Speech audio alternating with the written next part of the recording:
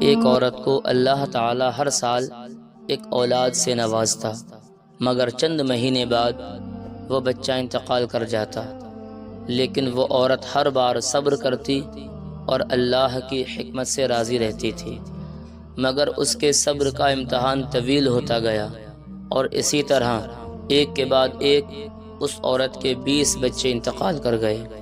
آخری بچے کے انتقال ہونے کے بعد اس کے صبر کا بندھن ٹوٹ گیا، اور وہ آدھی رات کو زندہ لاش کی طرح اٹھی اور اپنے خالق حقیقی کے سامنے سر سجدے میں رکھ کر خوب روئی اور اپنا غم بیان کرتے ہوئے کہا، اے کون و مکان کے مالک، اے میرے پروردگار عالم، تیری اس گناہ گار بندی سے کیا تقصیر ہوئی کہ سال میں 9 مہینے خون جگر دے کر اس بچے کی تکلیف اٹھاتی ہوں، اور جب امید کا درخت پھل لاتا ہے تو صرف چند مہینے اس کی بہار دیکھنا نصیب ہوتی ہے۔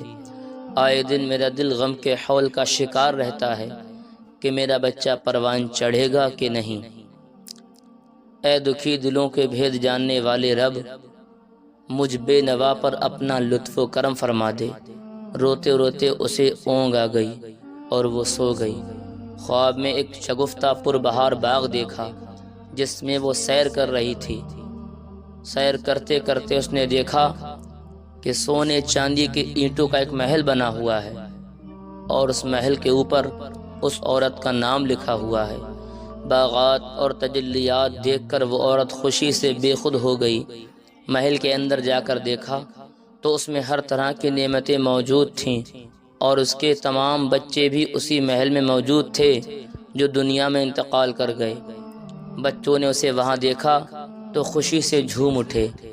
پھر اس عورت نے ایک غیبی آواز سنی کہ اے عورت، تو نے اپنے بچوں کے مرنے پر جو صبر کیا تھا، یہ سب اس کا اجر ہے، اس کا بدلہ ہے۔ خوشی کی اس لہر سے اس کی آنکھ کھل گئی۔ جب وہ خواب سے بیدار ہوئی تو اس کا سارا ملال جاتا رہا، اور اس نے بھیگی ہوئی آنکھوں سے عرض کیا، یا الہی، اب اگر تو اس سے بھی زیادہ میرا خون بہا دے تو میں راضی ہوں۔